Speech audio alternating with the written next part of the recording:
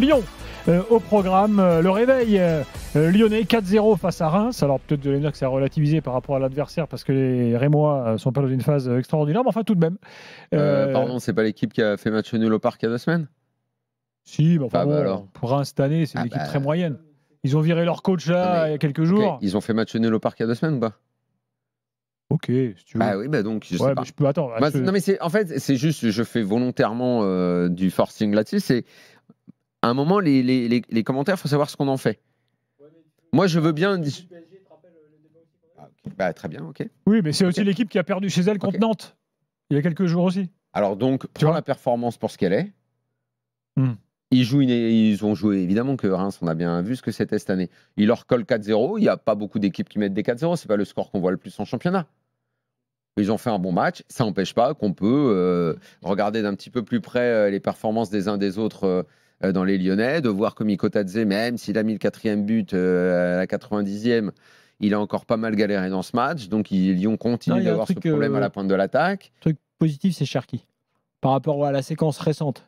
Non, c'est mieux. Ça faisait un petit moment qu'il avait pas comme ça. Oui, mais là, ça fait un moment qu'il n'avait pas été bon. On a pu expliquer que effectivement tous les termomètres autour de son cas l'ont gêné. Là, tu peux dire ce soir, aujourd'hui, il a l'air d'être reparti. Peut-être que la séquence qui était celle du mois de janvier, mercato, où il y a eu peut-être que s'il la laisse derrière lui, maintenant, il va redevenir celui qu'il était en décembre.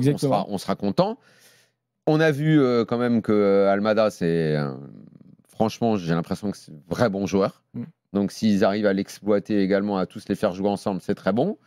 Bon, une fois de plus, je vais répéter à tous ceux qui ne voient pas les matchs de Lyon et qui ne savent pas comment joue Tolisso, qu'il est en train de faire une saison incroyable, que c'est un des meilleurs milieux de terrain de notre Ligue 1. Évidemment, certains vont encore trouver ça absurde, mais de toute façon, dimanche 15h, Lyon-Reims, je pense que vous n'avez pas regardé, donc vous ne savez pas de quoi vous parlez, donc en gros, fermez-la. Je vous dis que Tolisso a encore fait un gros match dans une position un peu plus avancée. Ça fait maintenant 2 ou 3 matchs de suite qu'il le fait. Et il a encore été très bon. Donc ils ont gagné un match qui était facile sur le papier, mais les matchs faciles sur le papier, Lyon ces derniers temps, ils les ont pas gagnés. Donc je pense qu'on va retenir plutôt le positif parce qu'ils étaient en train de décrocher en plus au classement. Ils sont quoi? Ils sont 6 maintenant? Ouais. Ils sont 6e, non? Attends, je te confirme ça. C'est ça. 6 ou 7. 6 ou 7, ouais.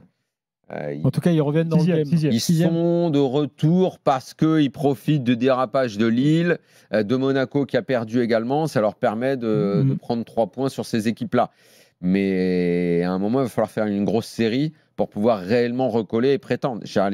Les 4 places, elles vont être bouillantes cette année. Cette année, elles vont être bouillantes. Tiens, vous parlez de Cherki, écoutez Fonseca sur Cherki après le match tout à l'heure. Il doit comprendre bien l'espace, le moment pour faire les choses. Le premier temps, il a bonne décision, mais il doit comprendre mieux l'espace. Le deuxième temps, il a respecté plus les recherches d'espace.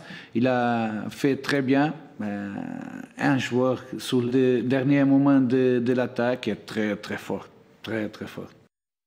Voilà, bon. En gros, quelques trucs à améliorer, mais il est très fort. Voilà ce que dit Fonseca sur Cherki. Bilal est là, supporter de l'OL. Salut Bilal. Salut Bilal. Salut, bonsoir à tous. Salut. Bon, victoire avec la manière, c'est ce que tu veux dire?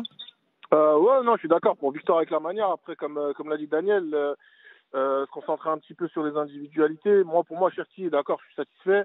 Mais franchement, je reste un peu sur ma faim par exemple, sur la première période où il doit être un peu plus généreux sur les efforts.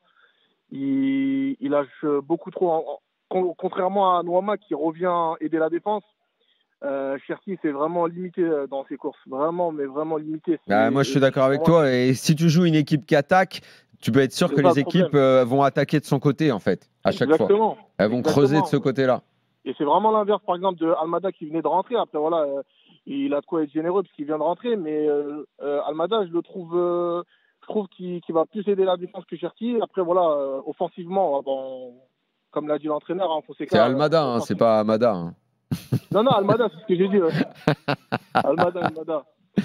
Non, mais après, voilà, offensivement, il fait le taf. Cherki, après, il joue un petit peu encore arrêté, mais franchement, balle au pied, c'est incroyable.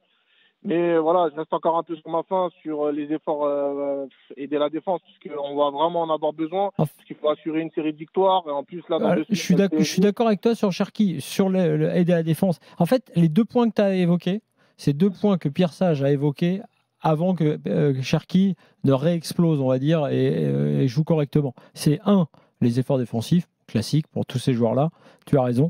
Et 2, Pierre Sage nous avait dit il faut qu'il commence son action avant, enfin qu'il ne considère pas que c'est quand il touche le ballon que l'action commence. Bah oui. Et ça, c'est... Voilà. Mais moi, je pense que à chaque coach, quelque part, Cherki, il a un premier temps, il va peut-être retomber ne serait-ce que quelques matchs dans ses, on va dire, dans ses travers, et on voit bien que Fonseca là aussi tu vois, on va dire dans sa main, il voit très bien ce qui va et ce qui va pas. Il a bien parlé de 2 temps dans son match.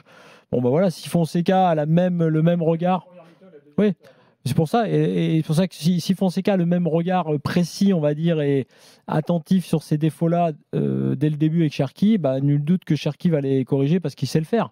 Mais après, c'est une grosse il reste les efforts, t'as raison. C'est son volume de jeu qu'il faut qu'il augmente en vrai. Je ne sais pas s'il va accepter de faire autant de courses, mais franchement, pour qu'il soit plus ou moins le joueur complet, il faut qu'il arrange ça, parce que c'est ça qui nous fait défaut. Hein.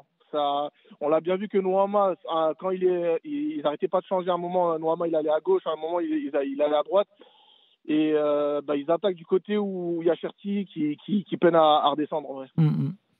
Voilà tout. Après, voilà, satisfait de la victoire, en espérant que ça se poursuive à Montpellier, et en attendant le gros choc contre le PSG, où il faudra vraiment démontrer, voir si... contre le PSG, je crois qu'il n'y a plus grand monde qui peut avoir de l'espoir cette année. Hein. Voilà, faut espérer, mais on va voir s'il y a un changement avec Fonseca, si la défense va tenir le coup. En tout cas, franchement, très satisfait de Tagliafico. Dommage qu'il ne prolonge pas, parce que c'est vraiment incroyable ce joueur. Mais Tagliafico, il a une importance capitale au-delà des performances. C'est le caractère qu'il a et son importance dans le vestiaire. On est d'accord. On ne le dit pas assez, mais c'est un joueur très important de ce point de vue-là. Après, le match, pour moi, était quand même rendu plus facile d'abord, parce qu'on l'a dit, c'est pas dans une grande période. Et surtout, je les ai trouvés vite émoussés. Et contre ces équipes comme Lyon, qui en plus mettent quand même du volume, le fait qu'on joue en coupe, ils ont galéré en plus en coupe à Bourgoin-Jallieu cette semaine. Moi j'ai vu une équipe aussi, alors il se trouve bien sûr qu'elle est moins forte cette équipe, mais elle peut faire beaucoup mieux que ça, et je pense que le score s'explique aussi par une équipe qui a eu les jambes quand même bien coupées, et j'ai trouvé que physiquement il piochait beaucoup. C'est vrai. C'est vrai, une équipe beaucoup fatiguée. Oh là là, ouais. C'est la moitié vide. Hein. Non, mais de toute façon, ce stade a toujours été trop grand. La construction initiale, elle est foireuse, c'est beaucoup trop grand. Par contre, banderole de la semaine pour les supporters rémois, vous l'avez vu ? Non. Ils étaient, parce que le parquage visiteur, ils les avaient mis au 2e niveau, tout en haut. Là.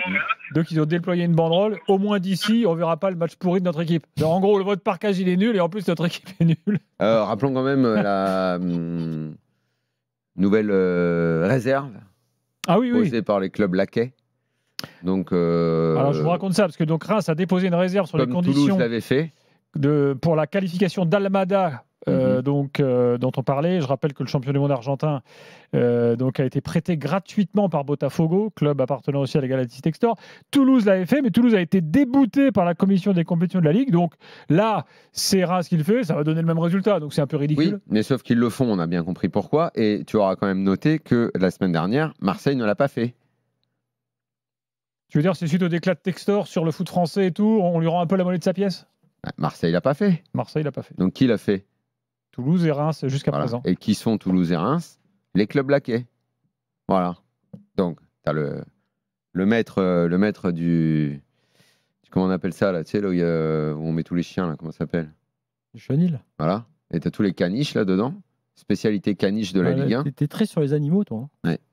Donc, caniche, c'est Bambi, les Canaries. Nasser, il a sifflé. Et il a fait allez hop, là, on y va les laquais. Bilal, j'ai une question. Ils sont tous allés porter plainte. Bilal, est-ce que tu as envie que Mateta revienne ? Attendez, excusez-moi, mais l'OM ne l'a pas fait. Pourquoi l'OM ne l'a pas fait Je ne sais pas, Daniel. Ça vous épate pas, ça. Ça, vous trouvez pas ça bizarre ? On va encore dire que je fais une fixette ou que vous trouvez pas ça bizarre que l'OM se dit ça sert à rien de le faire vu qu'ils ont déjà été déboutés. Et alors Reims, ils sont plus cons que les autres, ils le font quand même. Alors qu'ils savent que ça sert à rien. Ça sert à rien. Non, c'est ridicule. Non, il y a 2 messieurs qui s'appellent Comoli, qui de toute façon ne fait plus rien à Toulouse parce qu'il sait que le club est à moitié en vente mais qu'on trouve personne. D'ailleurs, ils ont recruté personne mercato là. À Toulouse, ils font plus rien. Le club, il vivote maintenant. Donc Comoli qui a tout fait pour retrouver une place à la Ligue et qui a ciré les pompes de La Brune On s'en souvient au moment du vote, là, genre, tout ce qu'il a fait avant n'a pas existé. Et vous avez, comment il s'appelle? Notre ami Caillot. Bon, comme par hasard, eux déposent plainte. Pour rien. Ils savent très bien qu'il n'y a rien. Mais ils le font quand même. Pour marquer le coup. Parce qu'ils doivent donner, parce qu'ils doivent respecter ce que leur maître a dit. Donc, Bilal, je repose ma question. Est-ce que tu veux que Mateta revienne?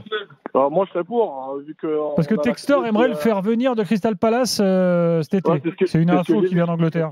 C'est ce que j'ai vu tout à l'heure. Après, ça va être un peu compliqué parce que voilà, il compte vendre ses parts. Et en plus, voilà, Mateta, pour moi, c'est quelqu'un qui est reconnu à Crystal Palace. Donc, ça va être un peu compliqué. Mais j'aimerais bien qu'il revienne. Parce que voilà, on a la Casette qui part en fin de saison.